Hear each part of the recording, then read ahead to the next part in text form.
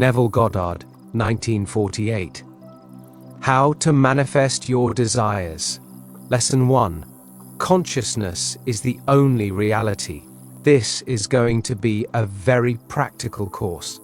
Therefore, I hope that everyone in this class has a very clear picture of what he desires, for I am convinced that you can realize your desires by the technique you will receive here this week in these 5 lessons.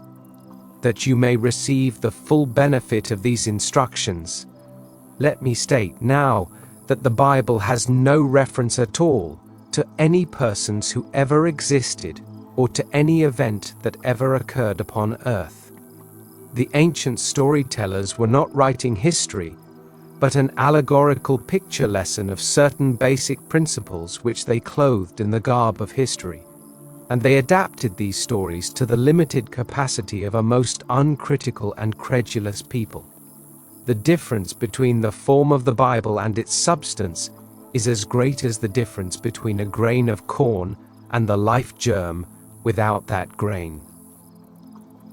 As our assimilative organs discriminate between food that can be built into our system and food that must be discarded, so do our awakened intuitive faculties discover beneath allegory and parable the psychological life germ of the Bible. And feeding on this, we too cast off the form which conveyed the message. The argument against the historicity of the Bible is too lengthy. Consequently, it is not suitable for inclusion in this practical psychological interpretation of its stories. Therefore, I will waste no time in trying to convince you that the Bible is not an historical fact. Tonight, I will take 4 stories and show you what the ancient storytellers intended that you and I should see in these stories. The ancient teachers attached psychological truths to phallic and solar allegories. They did not know as much of the physical structure of man as do modern scientists. Neither did they know as much about the heavens as do our modern astronomers. But the little they did know, they used wisely, and they built phallic and solar frames to which they tied the great psychological truths that they had discovered. In the Old Testament, you will find much of the phallic worship. Because it is not helpful, I am not going to emphasize it. I shall only show you how to interpret it. Before we come to the first of the psychological dramas that you and I may use in a practical sense, let me state the 2 outstanding names of the Bible.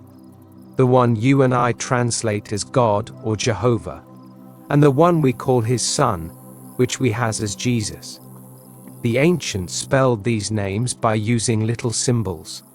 The ancient tongue, called the Hebraic language, was not a tongue that you exploded with the breath. It was a mystical language never uttered by man. Those who understood it as mathematicians, understand symbols of higher mathematics. It is not something people used to convey thought as I now use the English language. They said that God's name was spelled Yod, He, Vau, He. I shall take these symbols and in our normal, down-to-earth language, explain them in this manner. The first letter, Yod, in the name of God, is a hand or a seed, not just a hand, but the hand of the director. If there is one organ of man that discriminates and sets him apart from the entire world of creation, it is his hand. What we call a hand in the anthropoid ape is not a hand. It is used only for the purpose of conveying food to the mouth or to swing branch to branch. Man's hand fashions, it molds. You cannot really express yourself without the hand. This is the builder's hand, the hand of the director. It directs and molds and builds within your world. The ancient storytellers called the first letter Jod, the hand, or the absolute seed out of which the whole of creation will come. To the second letter, He, they gave the symbol of a window. A window is an eye. The window is to the house what the eye is to the body. The third letter, Vau, they called a nail. A nail is used for the purpose of binding things together, The conjunction, and in the Hebraic tongue, is simply the third letter, or vau. If I want to say man and woman, I put the vau in the middle, it binds them together. The fourth and last letter, he, is another window or eye.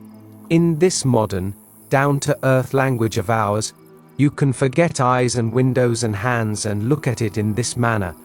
You are seated here now. This first letter, Jod, is your I amness, your awareness. You are aware of being aware. That is the first letter. Out of this awareness, all states of awareness come. The second letter, he, called an I, is your imagination, your ability to perceive.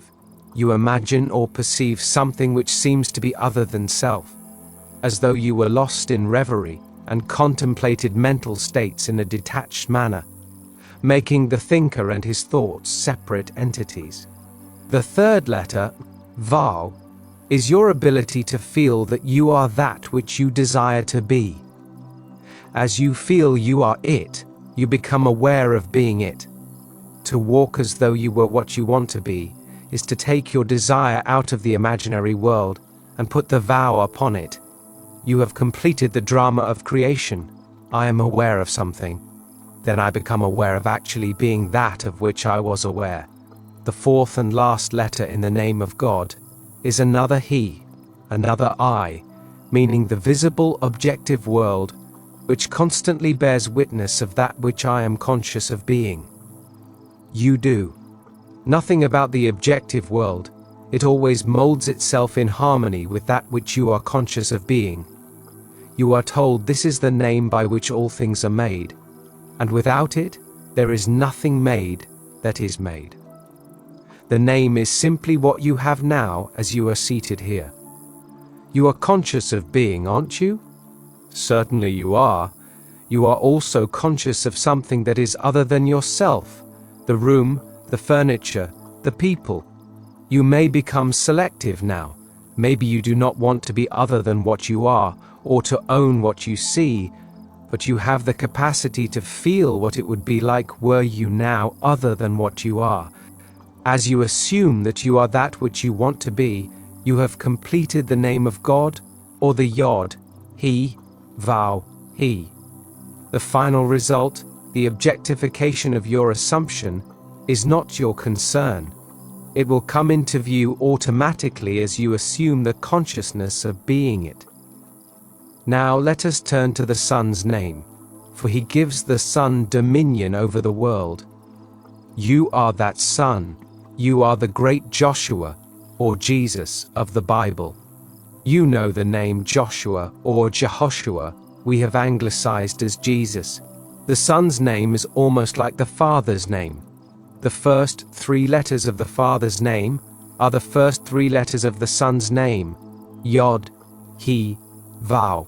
Then you add a shin and an ayin, making the Son's name read Yod, he, vau, shin, ayin. You have heard what the first 3 are, Yod, he, vau. Yod means that you are aware. He means that you are aware of something, and vau means that you became aware of being that of which you were aware. You have dominion because you have the ability to conceive and to become that which you conceive. That is the power of creation. But why is a shin put in the name of the Son? Because of the infinite mercy of our Father. Mind you, the Father and the Son are one. But when the Father becomes conscious of being man, he puts within the condition called man that which he did not give unto himself. He puts a shin for this purpose. A shin is symbolized as a tooth. A tooth is that which consumes, that which devours. I must have within me the power to consume that which I now dislike. I, in my ignorance, brought to birth certain things I know dislike and would like to leave behind me. Were there not within me the flames that would consume it, I would be condemned forever to live in a world of all my mistakes. But there is a shin, or flame, within the name of the Son, which allows that Son to become detached from states he formerly expressed within the world. Man is incapable of seeing other than the contents of his own consciousness. If I now become detached in consciousness from this room, by turning my attention away from it, then I am no longer conscious of it. There is something in me that devours it within me. It can only live within my objective world if I keep it alive within my consciousness. It is the shin, or a tooth, in the Son's name that gives him absolute dominion. Why could it not have been in the Father's name? For this simple reason, nothing can cease to be in the Father. Even the unlovely things cannot cease to be. If I once give it expression, forever and ever it remains locked within the dimensionally greater self, which is the Father. But I would not like to keep alive within my world all of my mistakes. So I, in my infinite mercy, gave to myself, when I became man, the power to become detached from these things that I, in my ignorance, brought to birth in my world. These are the two names which give you dominion. You have dominion if, as you walk the earth, you know that your consciousness is God, the one and only reality. You become aware of something you would like to express or possess. You have the ability to feel that you are and possess that which but a moment before was imaginary. The final result, the embodying of your assumption, is completely outside of the offices of a three-dimensional mind. It comes to birth in a way that no man knows. If these two names are clear in your mind's eye, you will see that they are your eternal names. As you sit here, you are this Yod-He, Vav-He. You are the Yod-He, Vav-Shin Ayin. The stories of the Bible concern themselves exclusively with the power of imagination. They are really dramatizations of the technique of prayer, for prayer is the secret of changing the future. The Bible reveals the key by which man enters a dimensionally larger world for the purpose of changing the conditions of the lesser world in which he lives. A prayer granted implies that something is done in consequence of the prayer, which otherwise would not have been done. Therefore, man is the spring of action, the directing mind, and the one who grants the prayer. The stories of the Bible contain a powerful challenge to the thinking capacity of man. The underlying truth, that they are psychological dramas and not historical facts, demands reiteration, inasmuch as it is the only justification for the stories. With a little imagination, we may easily trace the psychological sense in all the stories of the Bible.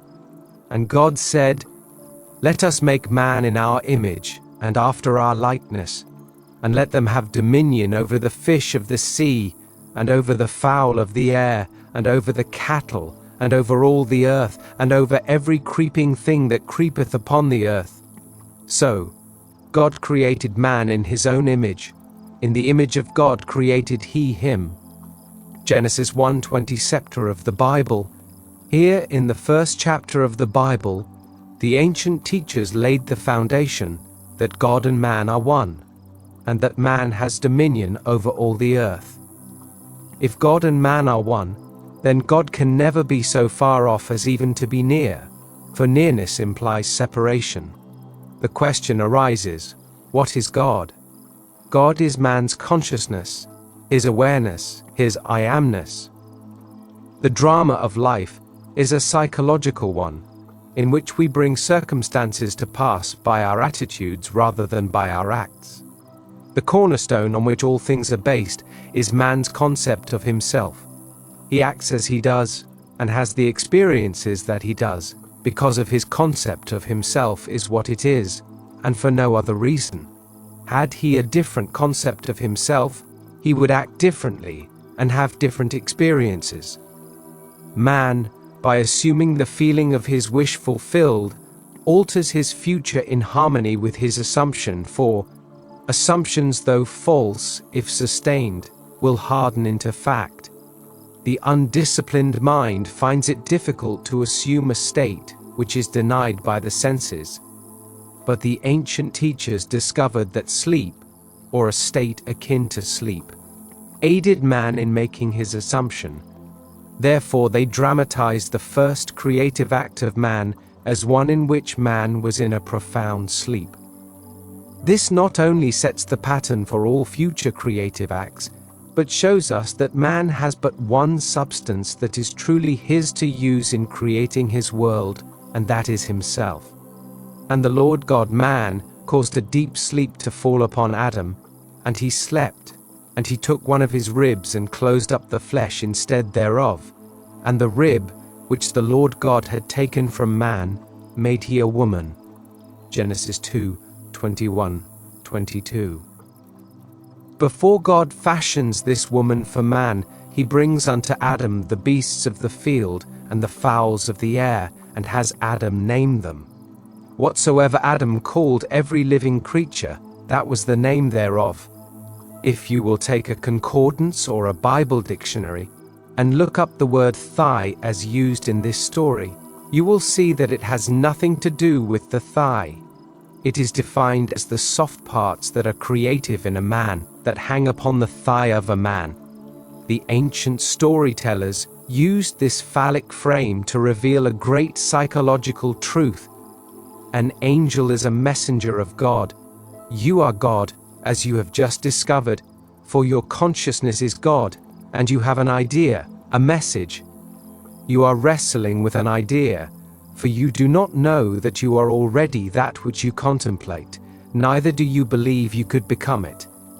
You would like to, but you do not believe you could. Who wrestles with the angel? Jacob. And the word Jacob, by definition, means the supplanter.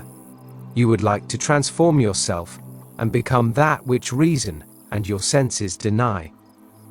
As you wrestle with your ideal, trying to feel that you are it, this is what happens. When you actually feel that you are it, something goes out of you. You may use the words, "Who has touched me, for I perceive virtue has gone out of me?" You become for a moment, after a successful meditation, incapable in the act, as though it were a physical creative act. You are just as impotent after you have prayed successfully as you are after the physical creative act. When satisfaction is yours, you no longer hunger for it. If the hunger persists, you did not explode the idea within you, you did not actually succeed in becoming conscious of being that which you wanted to be.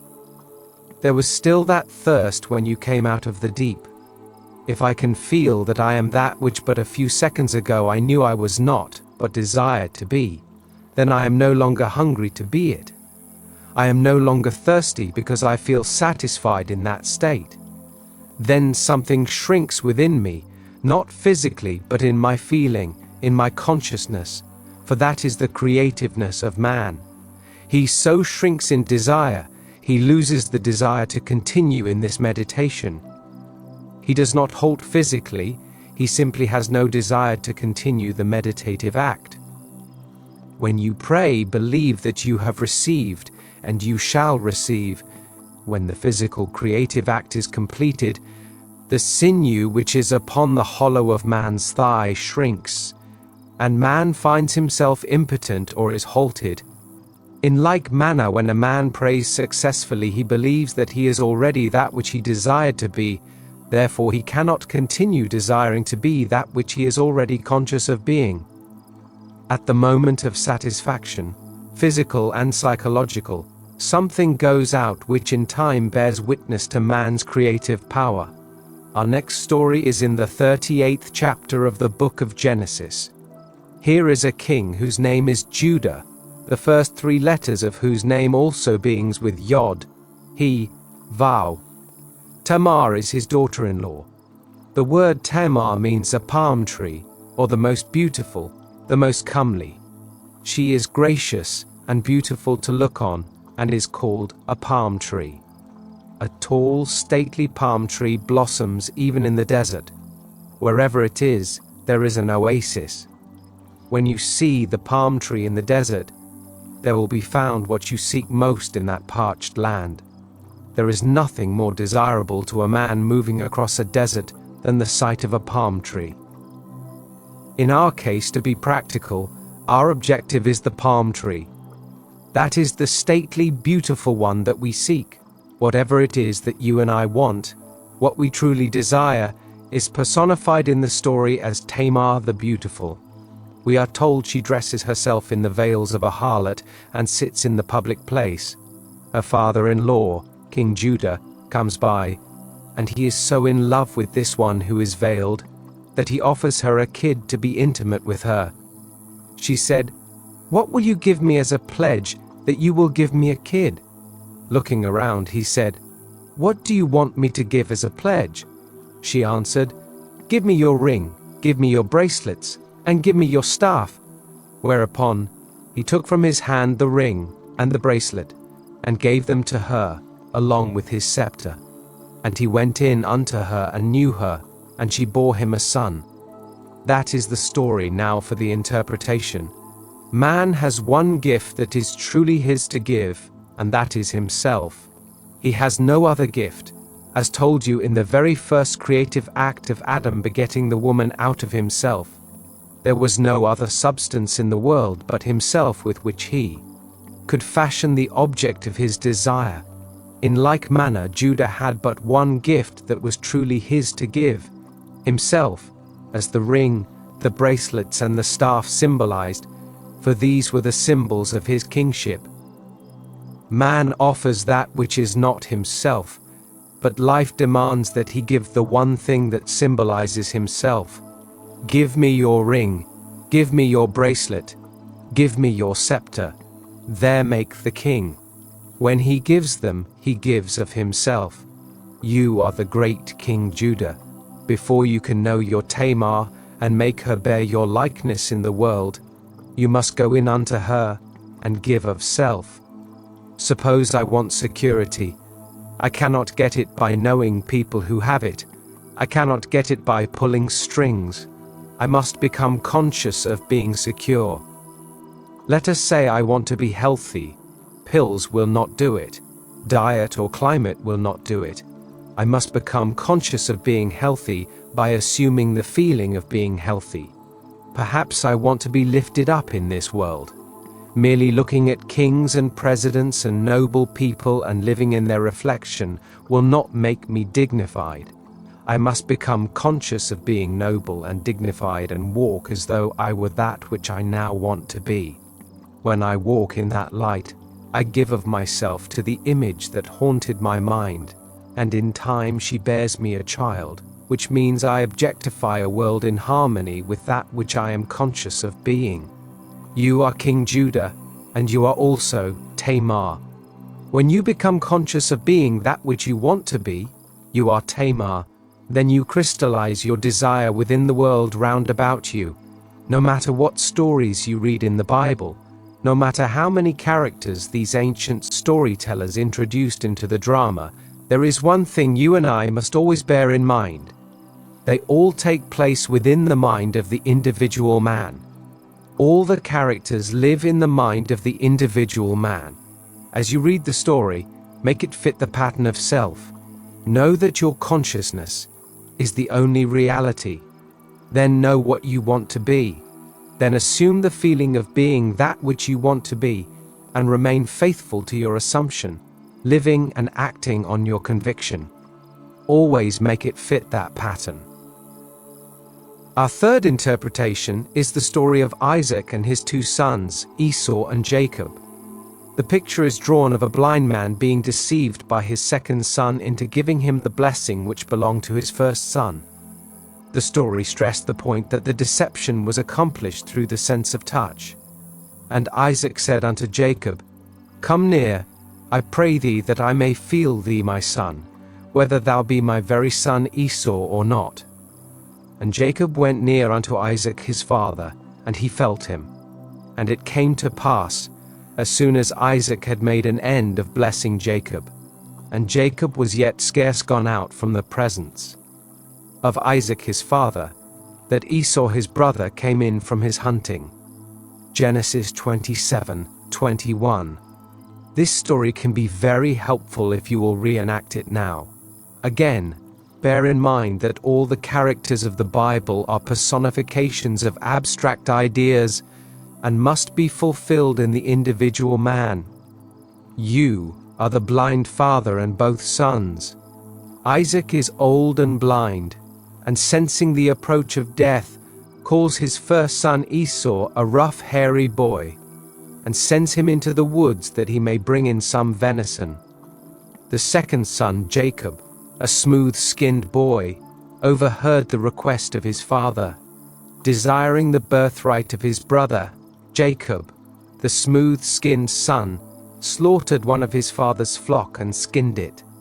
Then, dressed in the hairy skins of the kid he had slaughtered, he came through subtlety and betrayed his father into believing that he was Esau. The father said, "Come close, my son, that I may feel you. I cannot see, but come that I may feel." Note the stress that is placed upon feeling in this story. He came close, and the father said to him, "The voice is Jacob's voice, but the hands are the hands of Esau." And feeling the roughness, the reality of the son Esau, he pronounced the blessing and gave it to Jacob. You are told in the story that as Isaac pronounced the blessing, and Jacob had scarcely gone out from his presence, that his brother Esau came in from his hunting. This is an important verse. Do not become distressed in our practical approach to it, for as you sit here, you too are Isaac. This room in which you are seated is your present Esau. This is the rough or sensibly known world, known by the reason of your bodily organs. All of your senses bear witness to the fact that you are here in this room. Everything tells you that you are here, but perhaps you do not want to be here. You can apply this toward any objective. The room in which you are seated at any time, the environment in which you are placed, this is your rough or sensibly known world or sun, which is personified in the story as Esau.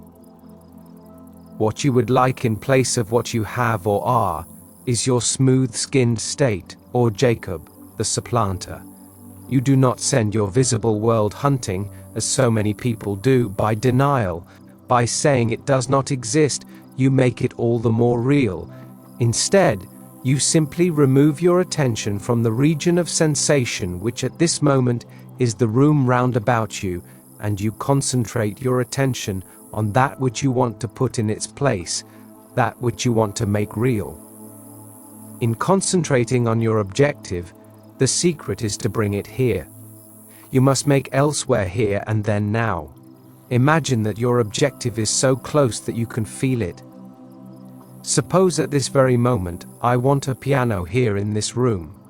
To see a piano in my mind's eye existing elsewhere does not do it, but to visualize it in this room as though it were here, and to put my mental hand upon the piano, and to feel it solidly real, is to take that subjective state personified as my second son Jacob, and bring it so close that I can feel it. Isaac is called a blind man. You are blind because you do not see your objective with your bodily organs. You cannot see it with your objective senses. You only perceive it with your mind, but you bring it so close that you can feel it as though it were solidly real now. When this is done, and you lose yourself in its reality and feel it to be real, open your eyes. When you open your eyes, what happens? The room that you had shut out but a moment ago returns from the hunt. You no sooner gave the blessing, felt the imaginary state to be real, then the objective world, which seemingly was unreal, returns. It does not speak to you with words as recorded of Esau, but the very room round about you tells you by its presence that you have been self-deceived. It tells you that when you lost yourself in contemplation, feeling that you were now what you wanted to be, feeling that you now possess what you desire to possess, that you were simply deceiving self. Look at this room. It denies that you are elsewhere.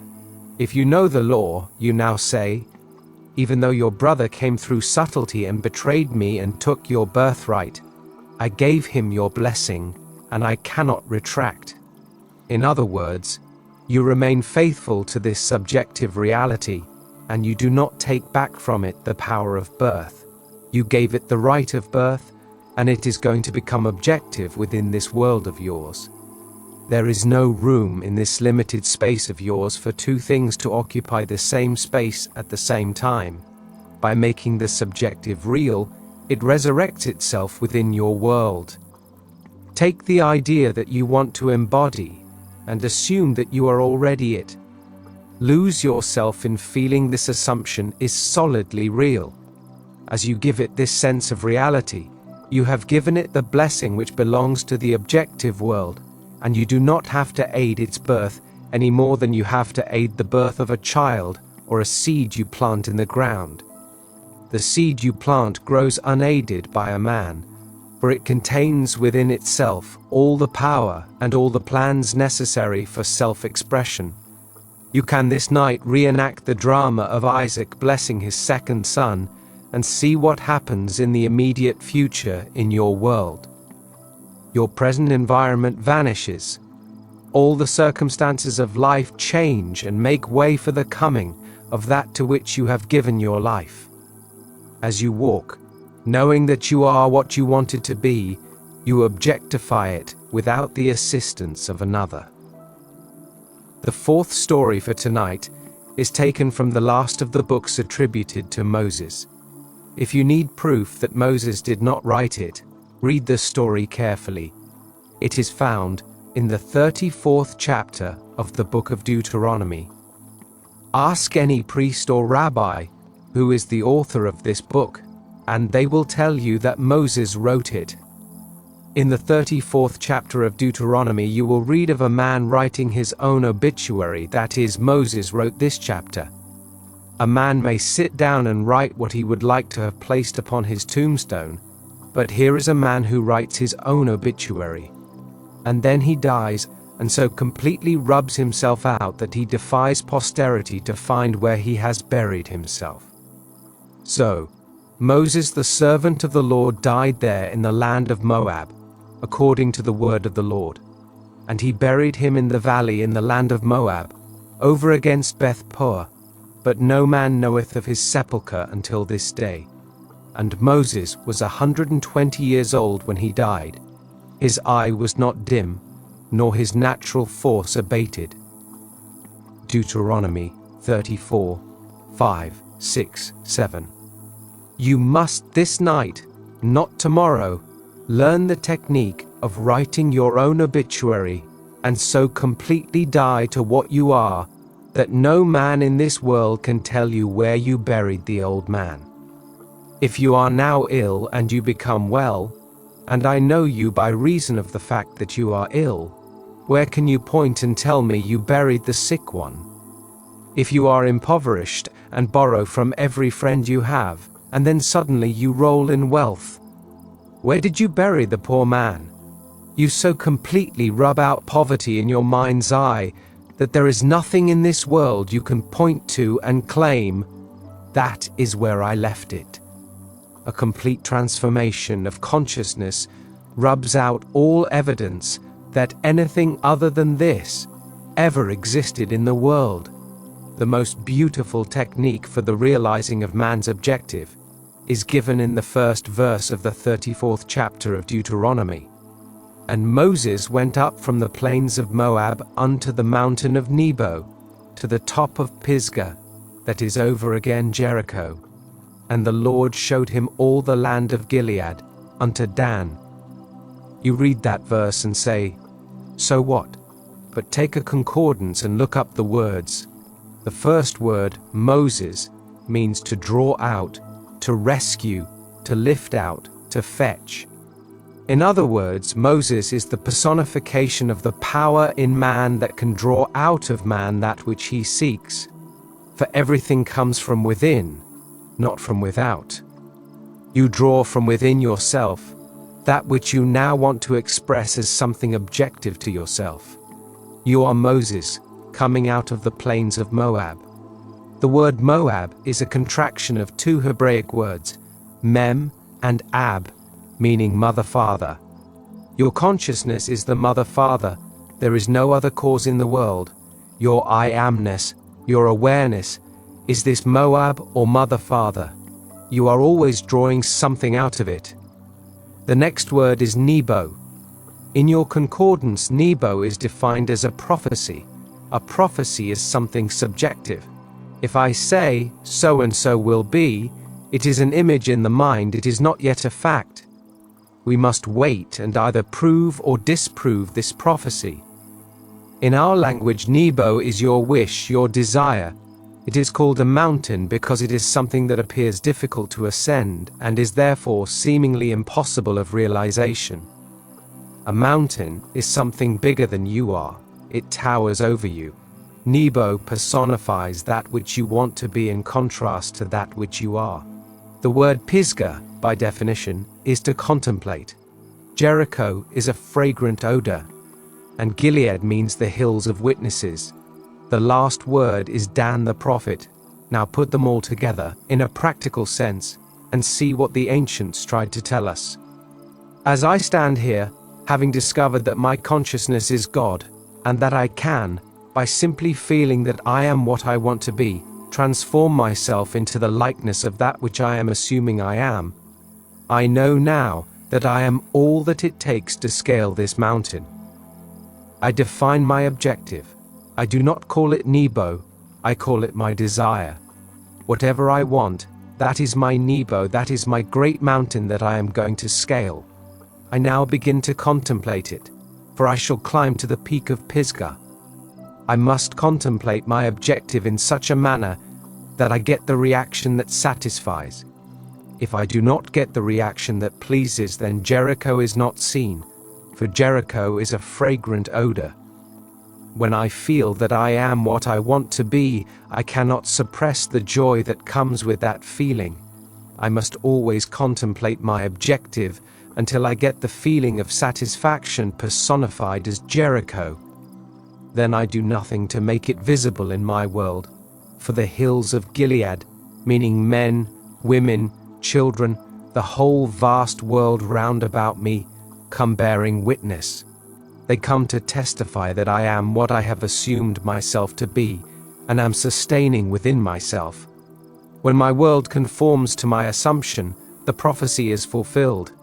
If I now know what I want to be, and assume that I am it, and walk as though I were, I become it, and becoming it, I so completely die to my former concept of self, that I cannot point to any place in this world and say, that is where my former self is buried. I so completely died that I defy posterity to ever find where I buried my old self. There must be someone in this room who will so completely transform himself in this world that his close immediate circle of friends will not recognize him. For 10 years I was a dancer, dancing in Broadway shows, in vaudeville, nightclubs, and in Europe. There was a time in my life when I thought I could not live without certain friends in my world. I would spread a table every night after the theater and we would all dine well. I thought I could never live without them. Now I confess I could not live with them. We have nothing in common today. When we meet, we do not purposely walk on the opposite side of the street, but it is almost a cold meeting because we have nothing to discuss. I so died to that life that as I meet these people they cannot even talk of the old times. But there are people living today who are still living in that state, getting poorer and poorer. They always like to talk about the old times. They never buried that man at all. He is very much alive within their world. Moses was 120 years, a full wonderful age as 120 indicates. 1 plus 2 plus 0 equals 3, the numerical symbol of expression. I am fully conscious of my expression. My eyes are undimmed, and the natural functions of my body are not abated. I am fully conscious of being what I do not want to be. But knowing this law by which a man transforms himself, I assume that I am what I want to be, and walk in the assumption that it is done.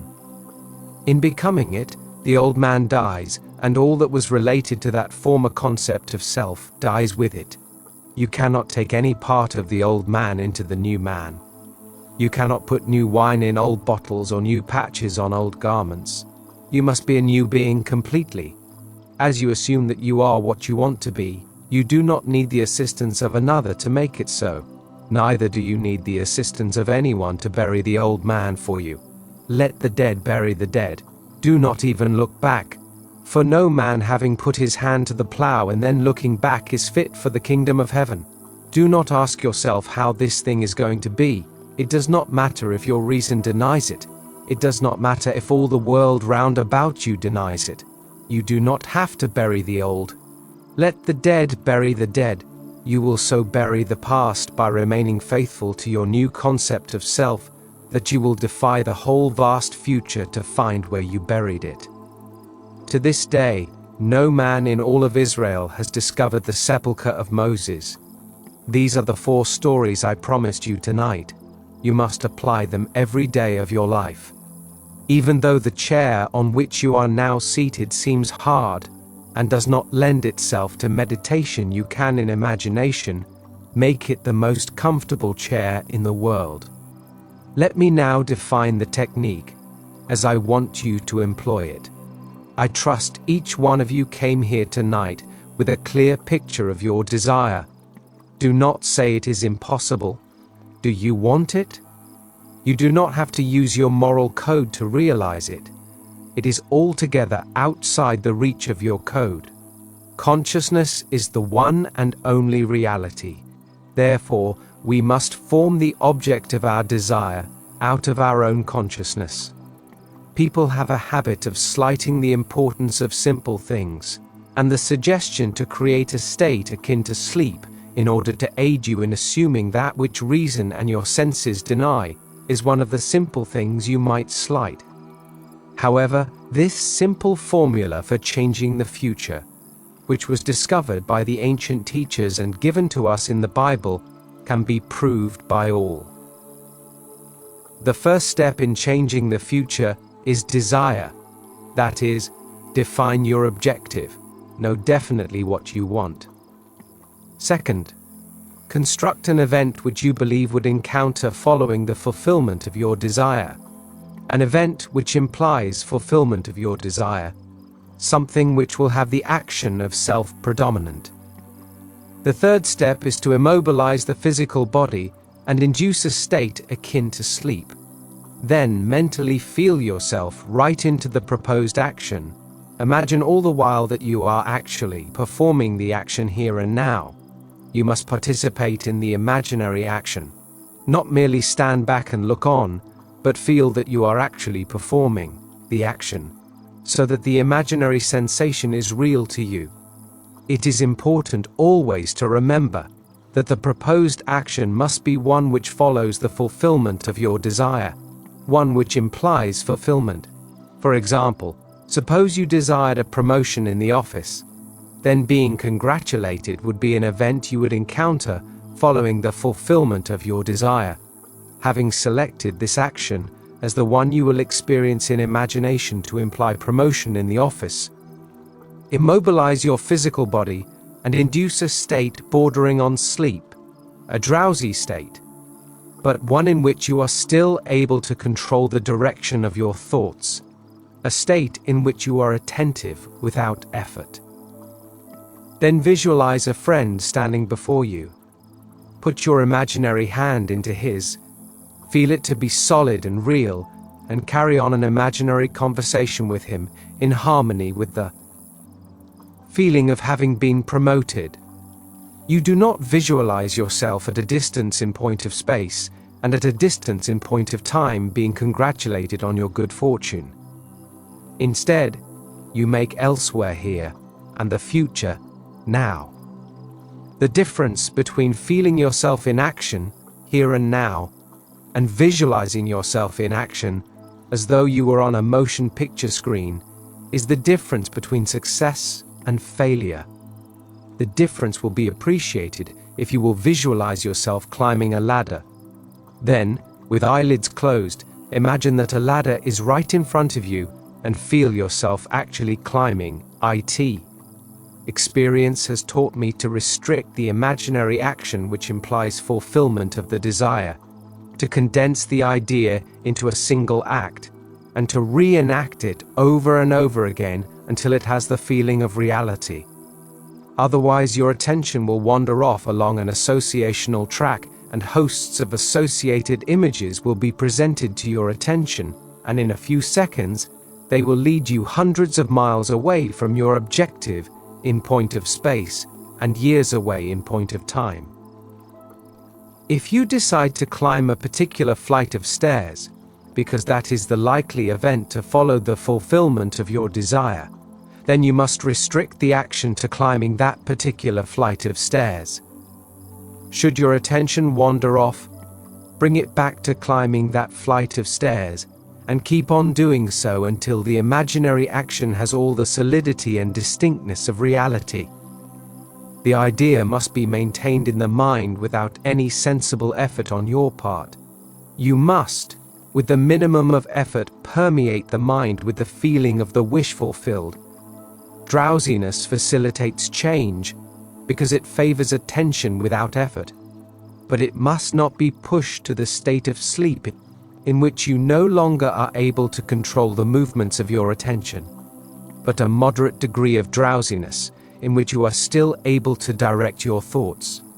A most effective way to embody a desire is to assume the feeling of the wish fulfilled, and then, in a relaxed and drowsy state, repeat over and over again like a lullaby any short phrase which implies fulfillment of your desire, such as, "Thank you, thank you, thank you," as though you addressed a higher power for having given you that which you desired.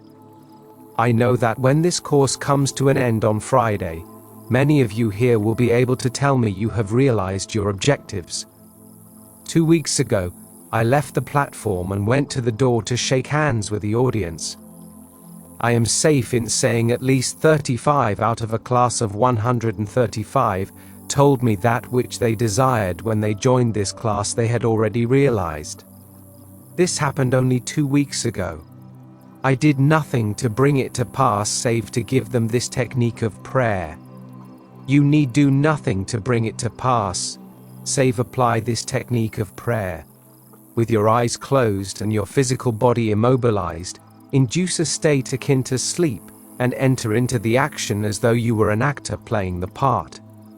Experience in imagination what you would experience in the flesh were you now in possession of your objective. Make elsewhere here, and then now, and the greater you, using a larger focus, will use all means, and call them good, which tend toward the production of that which you have assumed. You are relieved of all responsibility to make it so, because as you imagine and feel that it is, so your dimensionally larger self determines the means. Do not think for one moment that someone is going to be injured in order to make it so, or that someone is going to be disappointed. It is still not your concern. I must drive this home. Too many of us, schooled in different walks of life, are so concerned about the other. You ask, if I get what I want, will it not imply injury to another? There are ways you know not of, so do not be concerned. Close your eyes now because we are going to be in a long silence. Soon, you will become so lost in contemplation, feeling that you are what you want to be, that you will be totally unconscious of the fact that you are in this room with others. You will receive a shock when you open your eyes and discover we are here. It should be a shock when you open your eyes and discover that you are not actually that which, a moment before, you felt you were, or felt you possessed. Now, we will go into the deep silence period. I need not remind you that you are now that which you have assumed that you are. Do not discuss it with anyone, not even self. You cannot take thought as to the how when you know that you are already. Your three-dimensional reasoning, which is a very limited reasoning indeed, should not be brought into this drama. It does not know. What you have just felt to be true is true. Let no man tell you that you should not have it.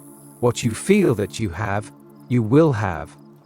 And I promise you this much, after you have realized your objective, on reflection, you will have to admit that this conscious reasoning mind of yours could never have devised the way. You are that, and have that which this very moment you appropriated. Do not discuss it. Do not look to someone for encouragement, because the thing might not come. It has come. Go about your Father's business doing everything normally, and let these things happen in your world. Lesson 2. Assumptions harden into fact. The Bible of ours has nothing to do with history. Some of you may yet be inclined tonight to believe that, although we can give it a psychological interpretation, it still could be left in its present form and be interpreted literally. You cannot do it. The Bible has no reference at all to people or to events as you have been taught to believe. The sooner you begin to rub out that picture, the better. We are going to take a few stories tonight, and again, I am going to remind you that you must reenact all of these stories within your own mind. Bear in mind that although they seem to be stories of people fully awake, the drama is really between you, the sleeping one, the deeper you, and the conscious waking you. They are personified as people, but when you come to the point of application, you must remember the importance of the drowsy state. All creation, as we told you last night, takes place in the state of sleep, or that state which is akin to sleep, the sleepy, drowsy state. We told you last night the first man is not yet awakened. You are Adam, the first man, still in the profound sleep. The creative you is the fourth dimensional you whose home is simply the state you enter when men call you asleep. Our first story for tonight is found in the Gospel of John. As you hear it unfold before you, I want you to compare it in your mind's eye to the story you heard last night from the book of Genesis. The first book of the Bible, the book of Genesis, historians claim is the record of events which occurred on earth some 3,000 years before the events recorded in the book of John. I ask you to be rational about it and see if you do not think the same writer could have written both stories. You be the judge as to whether the same inspired man could not have told the same story and told it differently. This is a very familiar story, the story of the trial of Jesus. In this Gospel of John, it is recorded that Jesus was brought before Pontius Pilate, and the crowd clamored for his life. They wanted Jesus. Pilate turned to them and said, "But ye have a custom, that I should release unto you one at the Passover. Will ye therefore that I release unto you the King of the Jews?" Then cried they all again, saying, "Not this man, but Barabbas." Now Barabbas was a robber. John 18:39-40. You are told that Pilate had no choice in the matter. He was only a judge interpreting law, and this was the law. The people had to be given that which they requested. Pilate could not release Jesus against the wishes of the crowd, and so he released Barabbas, and gave unto them Jesus to be crucified. Now bear in mind that your consciousness is God. There is no other God, and you are told that God has a son whose name is Jesus. If you will take the trouble to look up the word Barabbas in your concordance, you will see that it is a contraction of two Hebraic words, Bar, which means a daughter, son or child, and Abba, which means father. Barabbas is the son of the great Father, and Jesus in the story is called the Savior, the Son of the Father. We have two sons in this story, and we have two sons in the story of Esau and Jacob. Bear in mind that Isaac was blind, and justice to be true must be blindfolded. Although in this case Pilate is not physically blind, the part given to Pilate implies that he is blind because he is a judge. On all the great law buildings of the world we see the lady or the man who represents justice as being blindfolded. Judge not according to the appearance, but judge righteous judgment. John 7:24. Here we find Pilate playing the same part as Isaac. There are two sons. All the characters as they appear in this story can apply to your own life. You have a son that is robbing you this very moment of that which you could be. If you came to this meeting tonight conscious of wanting something, desiring something, you walked in the company of Barabbas. For to desire is to confess that you do not now possess what you desire, and because all things are yours, you rob yourself by living in the state of desire. My Savior is my desire. As I want something, I am looking into the eyes of my Savior. But if I continue wanting it, I deny my Jesus, my Savior. For as I want, I confess I am not, and except ye believe that I am He, ye die in your sins. I cannot have, and still continue to desire what I have. I may enjoy it, but I cannot continue wanting it. Here is the story. This is the feast of the Passover. Something is going to change right now. Something is going to pass over. Man is incapable of passing over from one state of consciousness into another unless he releases from consciousness that which he now entertains, for it anchors him where he is. You and I may go to physical feasts year after year as the sun enters the great sign of Aries, but it means nothing to the true mystical Passover. To keep the feast of the Passover, the psychological feast, I pass from one state of consciousness into another. I do it by releasing Barabbas, the thief and robber that robs me of that state which I could embody within my world. The state I seek to embody is personified in the story as Jesus the Savior. If I become what I want to be, then I am saved from what I was. If I do not become it, I continue to keep locked within me a thief who robs me of being that which I could be. These stories have no reference to any persons who lived, nor to any event that ever occurred upon earth.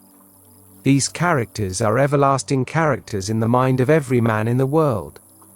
You and I perpetually keep alive either Barabbas or Jesus. You know at every moment of time who you are entertaining. Do not condemn a crowd for clamoring that they should release Barabbas and crucify Jesus. It is not a crowd of people called Jews. They had nothing to do with it.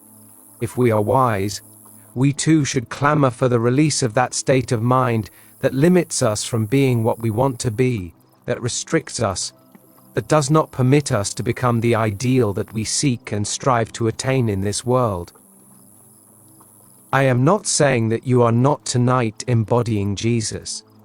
I only remind you that if at this very moment you have an unfulfilled ambition, then you are entertaining that which denies the fulfillment of the ambition, and that which denies it is Barabbas. To explain the mystical psychological transformation known as the Passover, or the crossing over, you must now become identified with the ideal that you would serve, and you must remain faithful to the ideal.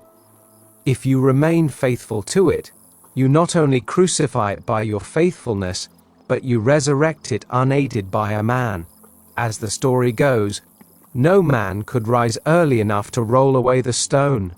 Unaided by a man, the stone was removed, and what seemingly was dead and buried was resurrected unassisted by a man. You walk in the consciousness of being that which you want to be.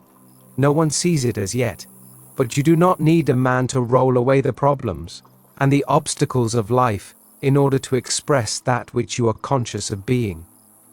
That state has its own unique way of becoming embodied in this world, of becoming flesh that the whole world may touch it. Now you can see the relationship between the story of Jesus and the story of Isaac and his two sons, where one transplanted the other, where one was called the supplanter of the other. Why do you think those who compiled the 60-odd books of our Bible made Jacob the forefather of Jesus? They took Jacob, who was called the supplanter, and made him father of 12. Then they took Judah, or Praise, the fifth son, and made him the fore of Joseph, who is supposed to have fathered in some strange way this one called Jesus. Jesus must supplant Barabbas, as Jacob must supplant and take the place of Esau. Tonight, you can sit right here and conduct the trial of your two sons, one of whom you want released. You can become the crowd who clamors for the release of the thief, and the judge who willingly releases Barabbas and sentences Jesus to fill his place. He was crucified on Golgotha, the place of the skull, the seat of the imagination, to experience the Passover or passage from the old to the new concept of self. You must release Barabbas, your present concept of self, which robs you of being that which you could be, and you must assume the new concept which you desire to express. The best way to do this is to concentrate your attention upon the idea of identifying yourself with your ideal. Assume you are already that which you seek, and your assumption, though false, if sustained, will harden into fact. You will know when you have succeeded in releasing Barabbas, your old concept of self, and when you have successfully crucified Jesus, or fixed the new concept of self, by simply looking mentally at the people you know. If you see them as you formerly saw them, you have not changed your concept of self, for all changes of concepts of self result in a changed relationship to your world. We always seem to others the embodiment of the ideal we inspire. Therefore, in meditation, we must imagine that others see us as they would see us were we what we desire to be. You can release Barabbas and crucify and resurrect Jesus if you will first define your ideal. Then relax in a comfortable armchair. Induce a state of consciousness akin to sleep and experience in imagination what you would experience in reality were you already that which you desire to be. By this simple method of experiencing in imagination what you would experience in the flesh were you the embodiment of the ideal you serve, you release Barabbas who robbed you of your greatness, and you crucify and resurrect your Savior, or the ideal you desired to express. Now let us turn to the story of Jesus in the Garden of Gethsemane. Bear in mind that a garden is a properly prepared plot of ground. It is not a wasteland. You are preparing this ground called Gethsemane by coming here and studying and doing something about your mind. Spend some time daily in preparing your mind by reading good literature, listening to good music, and entering into conversations that ennoble. We are told in the epistles, whatsoever things are true, whatsoever things are honest, whatsoever things are just, whatsoever things are pure, whatsoever things are lovely, whatsoever things are of good report, if there be any virtue, and if there be any praise, think on these things. Continuing with our story, as told in the 18th chapter of John, Jesus is in the garden, and suddenly a crowd begins to seek him. He is standing there in the dark, and he says, "Whom seek ye?" The spokesman called Judas answers and says, "We seek Jesus of Nazareth." A voice answers, "I am he." At this instant they all fall to the ground, thousands of them tumbled. That in itself should stop you right there and let you know it could not be a physical drama, because no one could be so bold in his claim that he is the one sought, that he could cause thousands who seek him to fall to the ground. But the story tells us they all fell to the ground. Then when they regained their composure, they asked the same question. Jesus answered, "I have told you that I am he. If therefore ye seek me, let these go their way." John 18:8. Then said Jesus unto him, "That thou doest, do quickly." John 13:27. Judas, who has to do it quickly, goes out and commits suicide. Now to the drama. You are in your Garden of Gethsemane, or prepared mind if you can. While you are in a state akin to sleep, control your attention and not let it wander away from its purpose. If you can do that, you are definitely in the garden. Very few people can sit quietly and not enter a reverie or a state of uncontrolled thinking. When you can restrict the mental action and remain faithful to your watch, not permitting your attention to wander all over the place but hold it without effort within a limited field of presentation to the state you are contemplating, then you are definitely this disciplined presence in the Garden of Gethsemane. The suicide of Judas is nothing more than changing your concept of yourself. When you know what you want to be, you have found your Jesus or Savior. When you assume that you are what you want to be, you have died to your former concept of self. Judas committed suicide, and are not living as Jesus. You can become at will detached from the world round about you and attached to that which you want to embody within your world. Now that you have found me, now that you have found that which would save you from what you are, let go of that which you are and all that it represents in the world. Become completely detached from it. In other words, go out and commit suicide. You completely die to what you formerly expressed in this world, and you now completely live to that which no one saw as true of you before. You are as though you had died by your own hand, as though you had committed suicide. You took your own life by becoming detached in consciousness from what you formerly kept alive, and you begin to live to that which you have discovered in your garden. You have found your Savior. It is not men falling, not a man betraying another, but you detaching your attention and refocusing your attention in an entirely new direction. From this moment on, you walk as though you were that which you formerly wanted to be. Remaining faithful to your new concept of yourself, you die or commit suicide. No one took your life, you laid it down yourself.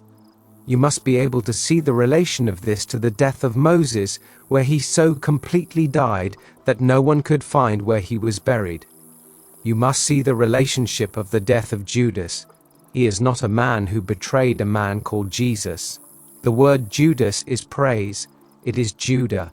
To praise, to give thanks, to explode with joy. You do not explode with joy unless you are identified with the ideal you seek and want to embody in this world. When you become identified with the state you contemplate, you cannot suppress your joy.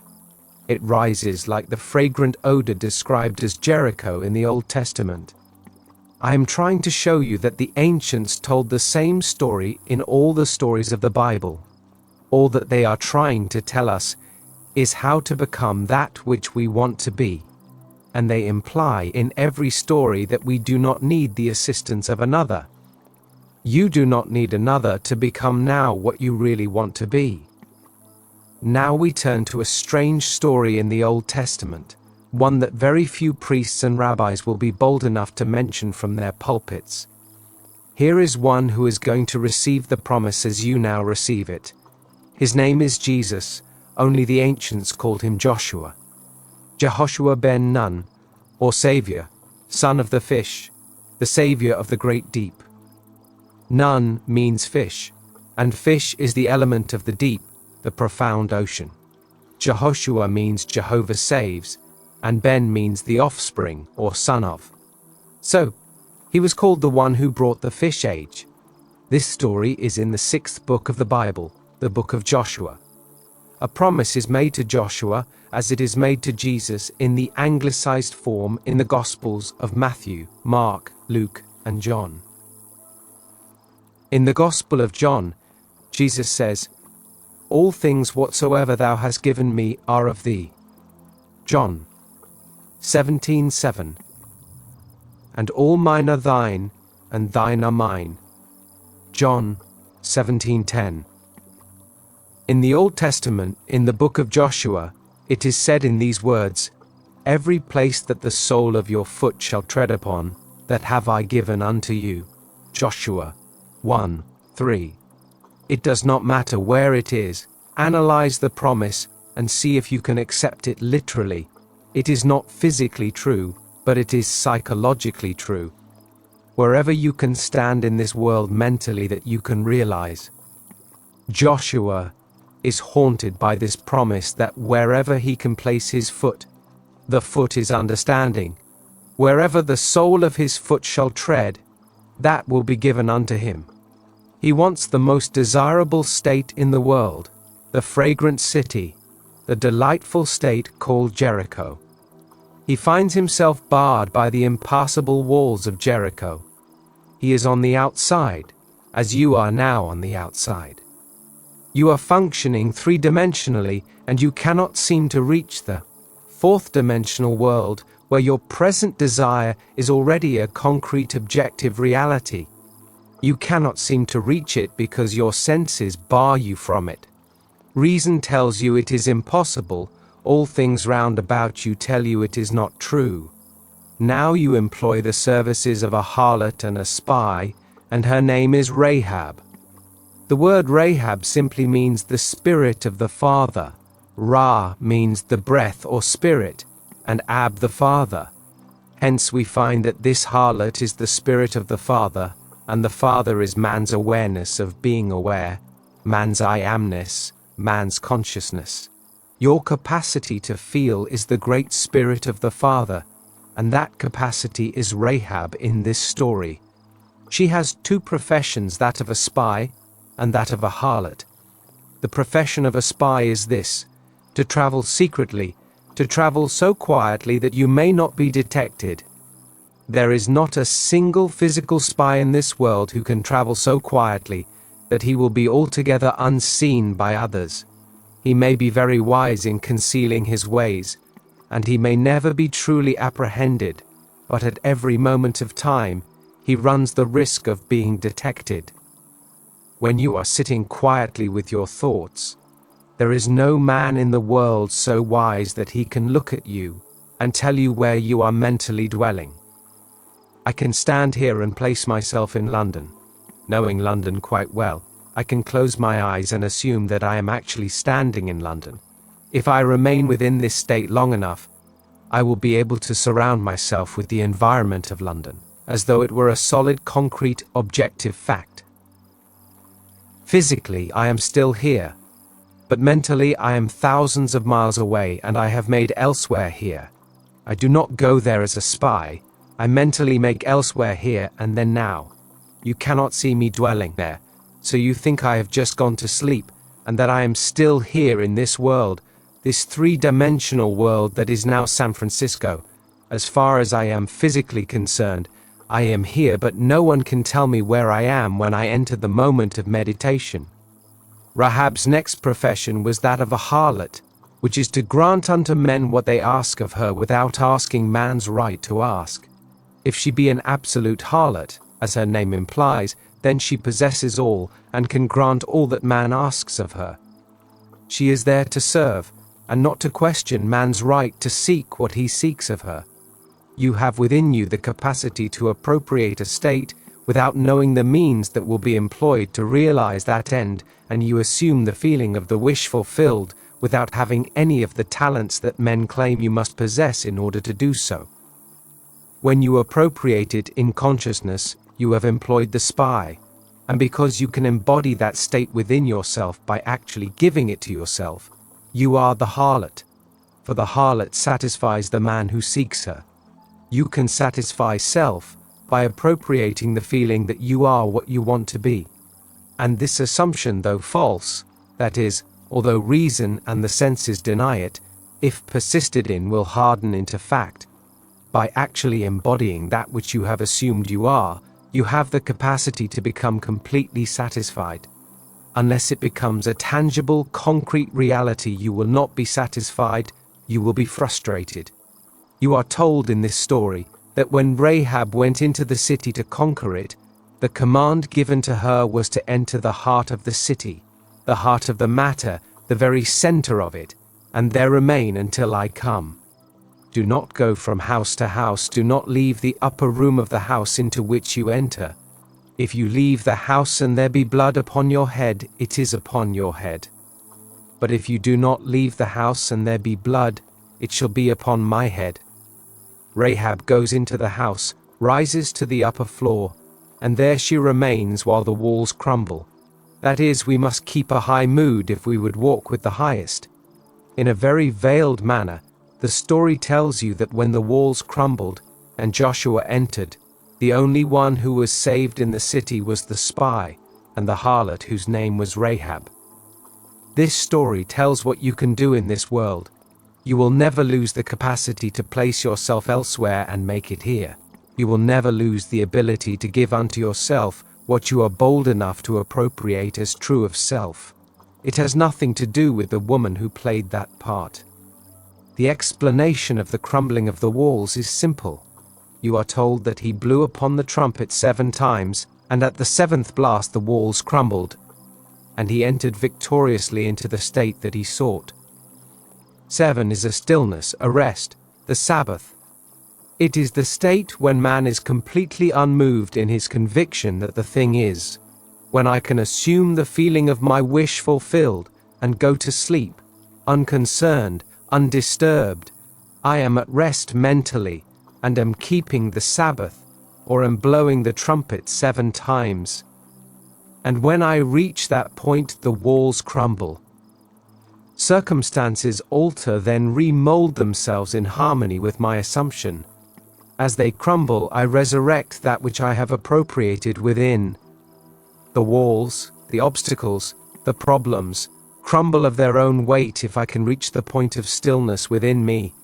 The man who can fix within his own mind's eye an idea, even though the world would deny it, if he remains faithful to that idea, he will see it manifested. There is all the difference in the world between holding the idea and being held by the idea. Become so dominated by an idea that it haunts the mind as though you were it. Then, regardless of what others may say, you are walking in the direction of your fixed attitude of mind. You are walking in the direction of the idea that dominates the mind. As we told you last night, you have but one gift that is truly yours to give, and that is yourself. There is no other gift. You must press it out of yourself by an appropriation. It is there within you. Now, for creation is finished. There is nothing to be that is not now. There is nothing to be created, for all things are already yours. They are finished. Although man may not be able to stand physically upon a state, he can always stand mentally upon any desired state.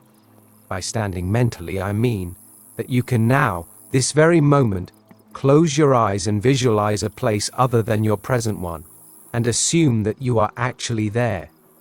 You can feel this to be so real that upon opening your eyes you are amazed to find that you are not physically there.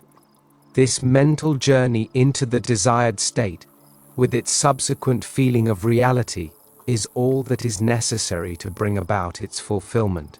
Your dimensionally greater self has ways that the lesser or 3-dimensional you know not of.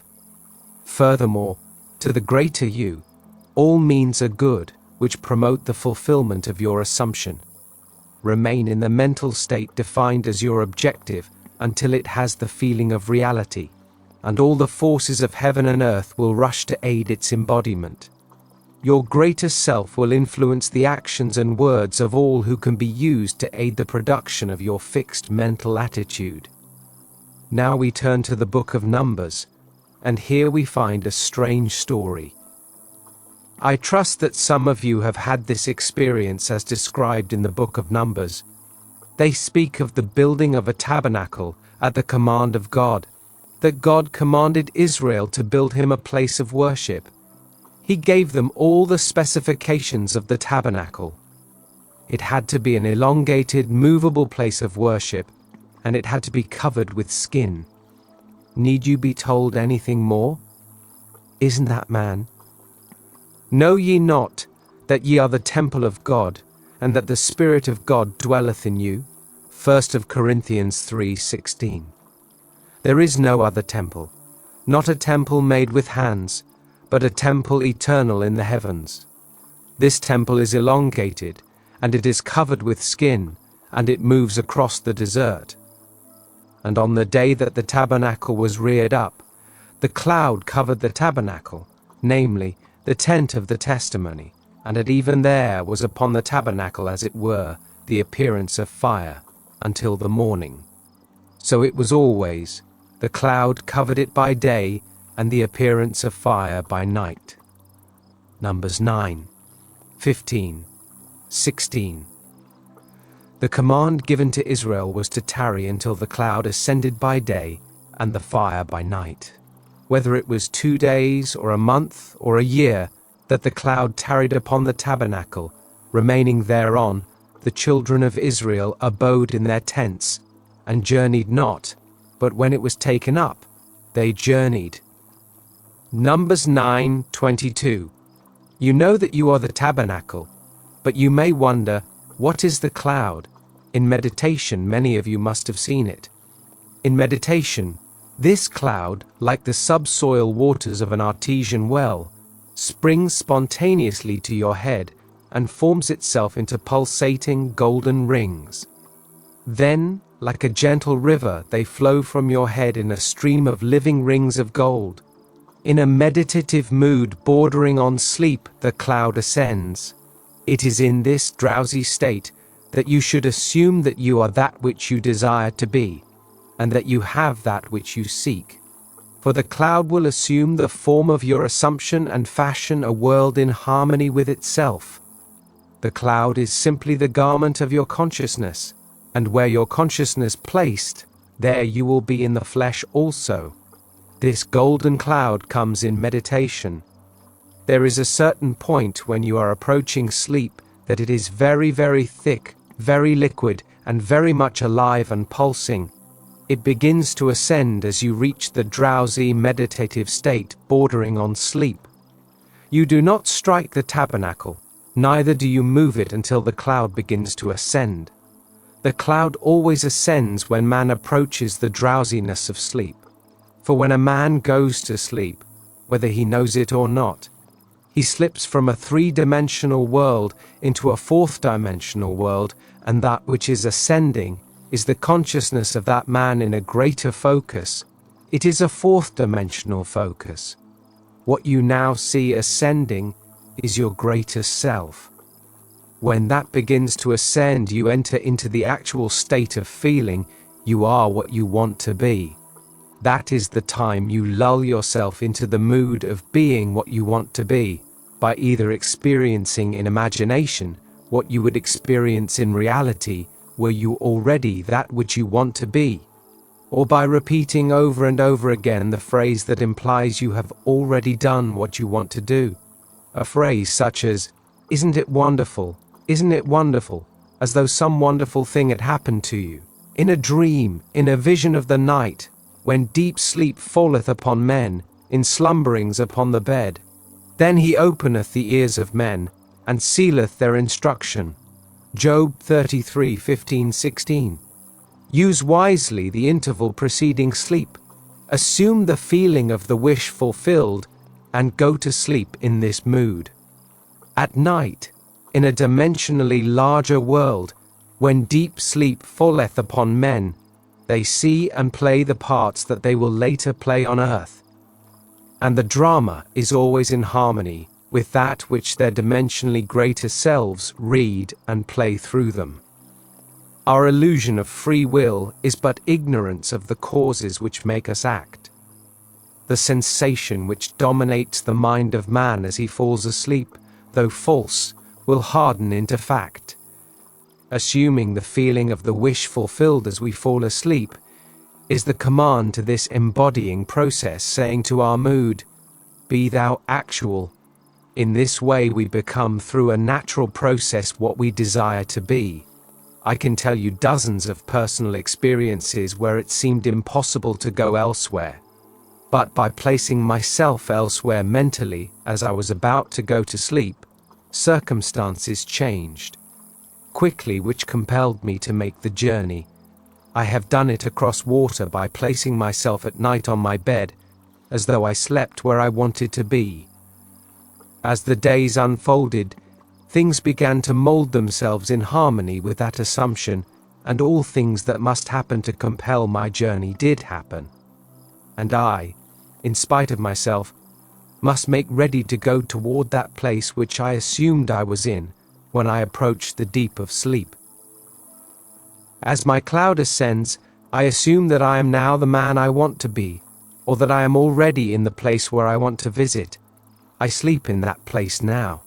Then life strikes the tabernacle, strikes my environment, and reassembles my environment across seas or over land, and reassembles it in the likeness of my assumption. It has nothing to do with men walking across a physical desert. The whole vast world round about you is a desert. From the cradle to the grave, you and I walk as though we walk the desert. But we have a living tabernacle wherein God dwells, and it is covered with a cloud which can and does ascend when we got to sleep, or are in a state akin to sleep. Not necessarily in 2 days, it can ascend in 2 minutes. Why did they give you 2 days? If I now become the man I want to be, I may become dissatisfied tomorrow. I should at least give it a day before I decide to move on. The Bible says in 2 days, a month, or a year, whenever you decide to move on with this tabernacle, let the cloud ascend. As it ascends, you start moving where the cloud is. The cloud is simply the garment of your consciousness, your assumption. Where the consciousness is placed, you do not have to take the physical body, it gravitates there in spite of you. Things happen to compel you to move in the direction where you are consciously dwelling. In my Father's house are many mansions. If it were not so, I would have told you. I go to prepare a place for you, and if I go and prepare a place for you, I will come again, and receive you unto myself, that where I am, there ye may be also. John 14:2-3. The many mansions are the unnumbered states within your mind, for you are the house of God. In my Father's house are unnumbered concepts of self. You could not in eternity exhaust what you are capable of being. If I sit quietly here and assume that I am elsewhere, I have gone and prepared a place. But if I open my eyes, the bilocation which I created vanishes, and I am back here in the physical form that I left behind me as I went to prepare a place. But I prepared the place nevertheless, and will in time dwell there physically. You do not have to concern yourself with the ways and the means that will be employed to move you across space into that place where you have gone and mentally prepared it. Simply sit quietly, no matter where you are, and mentally actualize it. But I give you warning, do not treat it lightly, for I am conscious of what it will do to people who treat it lightly. I treated it lightly once because I just wanted to get away, based only upon the temperature of the day. It was in the deep of winter in New York, and I so desired to be in the warm climate of the Indies that I slept that night as though I slept under palm trees. Next morning when I awoke, it was still very much winter. I had no intentions of going to the Indies that year, but distressing news came which compelled me to make the journey. It was in the midst of war, when ships were being sunk right and left. But I sailed out of New York on a ship 48 hours after I received this news. It was the only way I could get to Barbados, and I arrived just in time to see my mother and say a 3-dimensional goodbye to her. In spite of the fact that I had no intentions of going, the deeper self watched where the great cloud ascended. I placed it in Barbados, and this tabernacle, my body, had to go and make the journey to fulfill the command, wherever the sole of your foot shall tread, that have I given unto you.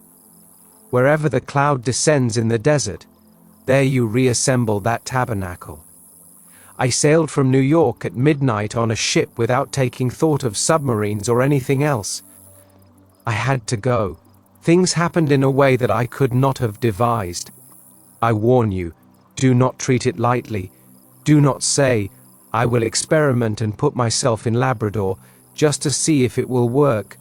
You will go to your Labrador, and then you will wonder why you ever came to this class. It will work if you dare assume the feeling of your wish fulfilled as you go to sleep. Control your moods as you go to sleep. I cannot find any better way to describe this technique than to call it a controlled waking dream. In a dream you lose control, but try preceding your sleep with a complete controlled waking dream, entering into it as you do in a dream. For in a dream, you are always very dominant. You always play the part. You are always an actor in a dream, and never the audience. When you have a controlled, waking dream, you are an actor, and you enter into the act of the controlled dream. But do not do it lightly, for you must then reenact it physically in a three-dimensional world. Now, before we go into our moment of silence, there is something I must make very clear, and that is this effort we discussed last night. If there is one reason in this whole vast world why people fail it, is because they are unaware of a law known to psychologists today as the law of reverse effort. When you assume the feeling of your wish fulfilled, it is with a minimum of effort. You must control the direction of the movements of your attention, but you must do it with the least effort. If there is effort in the control, and you are compelling it in a certain way, you are not going to get the results. You will get the opposite results, whatever they might be. That is why we insist on establishing the basis of the Bible as Adam slept. That is the first creative act, and there is no record where he was ever awakened from this profound sleep. While he sleeps, creation stops. You change your future best when you are in control of your thoughts while in a state akin to sleep. For then effort is reduced to its minimum. Your attention seems to completely relax, and then you must practice holding your attention within that feeling, without using force and without using effort. Do not think for a moment that it is willpower that does it. When you release Barabbas and become identified with Jesus, you do not will yourself to be it. You imagine that you are it. That is all you do. Now, as we come to the vital part of the evening, the interval devoted to prayer, let me again clarify this technique. Know what you want. Then construct a single event, an event which implies fulfillment of your wish. Restrict the event to a single act.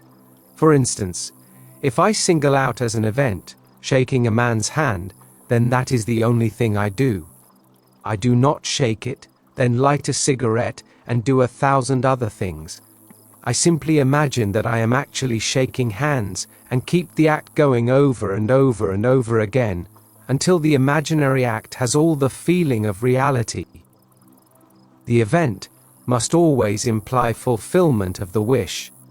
Always construct an event which you believe you would naturally encounter following the fulfillment of your desire. You are the judge of what event you really want to realize. There is another technique I gave you last night. If you cannot concentrate on an act, if you cannot snuggle into your chair and believe the chair is elsewhere, just as though elsewhere were here, then do this: reduce the idea, condense it to a single simple phrase like, "Isn't it wonderful?" or "Thank you," or "It's done," or "It's finished." There should not be more than 3 words, something that implies the desire is already realized. "Isn't it wonderful?" or "Thank you" certainly imply that. These are not all the phrases you could use. Make up out of your own vocabulary the phrase which best suits you, but make it very, very short, and always use a phrase that implies fulfillment of the idea. When you have your phrase in mind, lift the cloud. Let the cloud ascend by simply inducing the state that borders on sleep. Simply begin to imagine and feel you are sleepy, and in this state, assume the feeling of the wish fulfilled. Then repeat the phrase over and over like a lullaby. Whatever the phrase is, let it imply that the assumption is true, that it is concrete, that it is already a fact and you know it. Just relax and enter into the feeling of actually being what you want to be. As you do it, you are entering Jericho with your spy, who has the power to give it. You are releasing Barabbas, and sentencing Jesus to be crucified and resurrected. All these stories you are reenacting if now you begin to let go and enter into the feeling of actually being what you want to be. Now we can go. Silence period. If your hands are dry and if your mouth is dry at the end of this meditation, that is positive proof that you did succeed in lifting the cloud. What you were doing when the cloud was lifted is entirely your business, but you did lift the cloud if your hands are dry. I will give you another phenomena that is very strange and one I cannot analyze. It happens if you really go into the deep. You will find on waking that you have the most active pair of kidneys in the world. I have discussed it with doctors, and they cannot explain it. Another thing you may observe in meditation is a lovely liquid blue light. The nearest thing on earth to which I can compare it is burning alcohol. You know when you put alcohol on the plum pudding at Christmas time and set it aflame. The lovely liquid blue flame that envelops the pudding until you blow it out. That flame is the nearest thing to the blue light which comes on the forehead of a man in meditation. Do not be distressed, you will know it when you see it. It is like two shades of blue, a darker and a lighter blue in constant motion, just like burning alcohol, which is unlike the constant flame of a gas jet. This flame is alive, just as spirit would be alive. Another thing that may come to you as it did to me, you will see spots before your eyes. They are not liver spots as some people will tell you who know nothing about it.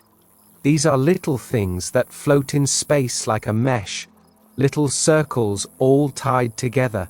They start with a single cell and come in groups in different geometrical patterns, like worms, like trailers, and they float all over your face.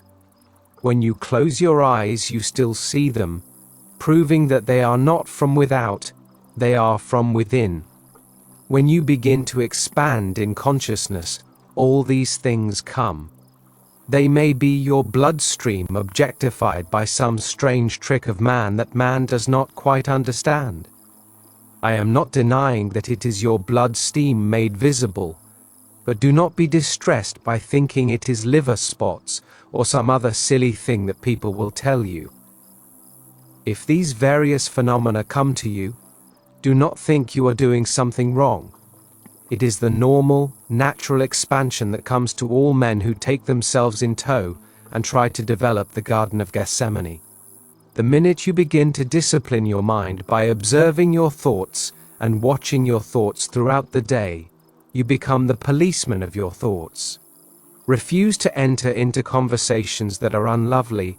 Refuse to listen attentively to anything that tears you down. Begin to build within your own mind's eye the vision of the perfect virgin, rather than the vision of the foolish virgin. Listen only to the things that bring joy when you hear them. Do not give a willing ear to that which is unlovely, which when you heard it, you wish you had not. That is listening and seeing things without oil in your lamp, or joy in your mind. There are two kinds of virgins in the Bible: 5 foolish and 5 wise virgins. The minute you become the wise virgin, or try to make an attempt to do it, you will find all these things happen. You will see these things, and they interest you so that you have not time to develop the foolish sight as many people do. I hope that no one here does, because no one should be identified with this great work who can still find great joy in a discussion of another that is unlovely.